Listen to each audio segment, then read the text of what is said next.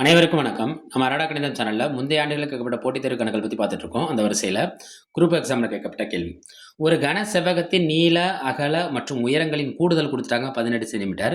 அதன் மூலைவிட்ட அளவு 3√3 சென்டிமீட்டர் எனில் அதன் மொத்த பரப்பளப்பு கேட்டிருக்காங்க. ரொம்ப எளிமைதாங்க. இதுல ஒண்ணுமே கிடையாது. எந்த ஃபார்முலாவும் கிடையாது. அப்ப எப்படி இந்த கணக்க செய்றது? மொத்த புறப்பரப்புங்கிறது என்னன்னா, இந்த கூடுதல் இருக்குல்ல, இந்த கூடுதல ஸ்கொயர் பண்ணிட்டு, இந்த மூலை விட்ட அளவு இருக்குல்ல, மூலை விட்ட அளவு இதையும் நம்ம என்ன செய்யணும், ஸ்கொயர் பண்ணிட்டு 2ஐயும் என்ன செய்யணும், மைனஸ் பண்ணிடணும். செய்வோமா? கூடுதல் என்ன கொடுத்துருக்கான், 18 ஸ்கொயர். மூலை விட்ட அளவு என்ன கொடுத்துருக்கான், 3√3 ஸ்கொயர்.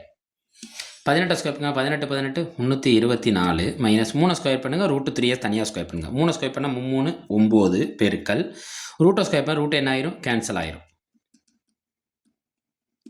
3 27. அப்போ 324லேருந்து 27 கழிச்சிருங்க. இங்கே கடன் கொடுங்க, இது 1 இது 14. கணக்கை பொறுத்த வரைக்கும் நம்ம குழந்தையா மாதிரி தான் கரெக்டாக செய்ய முடியும்.